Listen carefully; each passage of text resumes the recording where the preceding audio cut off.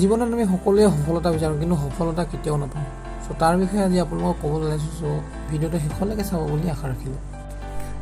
যদি জীৱনত আগবাঢ়িব বিচাৰিছে তেন্তে কেতিয়াও কি হ'ব বিচাৰে সেইটো কথা আনৰ আগত প্ৰকাশ নকৰিব। যদি প্ৰকাশ কৰে তেন্তে মানুহে আপোনাক অনুপ্ৰেৰণাৰ সলনি সমালোচনা কৰিব আৰু আপুনি ডিম'টিভেট হৈ যাব আৰু আগবাঢ়িব নোৱাৰিব। কেতিয়াও নিজক আনৰ লগত তুলনা নকৰিব। যদি এনে কৰে তেন্তে আপুনি কেতিয়াও কোনো এটা কামত সফলতা নাপাব। কেতিয়াও আনৰ কথা শুনি কোনো এটা কাম নকৰিব যাৰ পৰা আপোনাৰ জীৱনত বিপদ আহিব পাৰে। সেয়েহে যিকোনো এটা কাম কৰোঁতে নিজৰ মন মগজুৰ পৰা ভাবি যি নিৰ্ণয় পায় সেইভাৱে কৰিব। সদায় যিকোনো এটা কাম কৰোঁতে কামটো স্পেচিয়েল বুলি ভাবি কৰিব। এনেদৰে কাম কৰিলে কামৰ প্ৰতি আপোনাৰ আগ্ৰহ আৰু বাঢ়িব।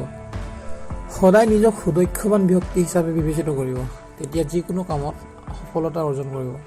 কেতিয়াও নিজক যিকোনো এটা কামৰ বাবে উপযোগী নহয় বুলি নাভাবিব, কাৰণ এনে কৰিলে আপোনাৰ কামটোৰ প্ৰতি এলাহ হ'ব।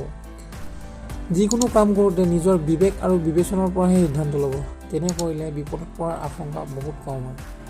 সদায় কষ্ট, ধৈৰ্য আৰু সাহস এই তিনিটা বস্তু সদায় অনুপ্ৰেৰণা হিচাপে ব্যৱহাৰ কৰিব। কাৰণ কষ্ট নকৰিলে আপুনি সফল হ'ব নোৱাৰে, ধৈৰ্য নধৰিলে আপুনি ফল নাপাব আৰু সাহস নহ'লে এই দুইটা কামেই কৰিব নোৱাৰিব। জীৱনত সদায় এটা কামেই কৰক যেতিয়ালৈকে সফলতা নাপায়। বেছিকৈ কথা কেতিয়াও আনৰ আগত নক'ব, কাৰণ সকলো মানুহে সকলো কথা শুনি ভাল নাপায়। যদি এইকেইটা কথা মানি চলে তেন্তে আপুনি জীৱনত 100% সফলতা পোৱাটো নিশ্চিত। বন্ধুসকল, যদি ভিডিঅ'টো ভাল লাগিছে তেতিয়াহ'লে লাইক কৰিব। যদি চেনেলটোলৈ নতুনকৈ আহিছে চেনেলটো ছাবস্ক্ৰাইব কৰি দিব বুলি আশা ৰাখিলোঁ।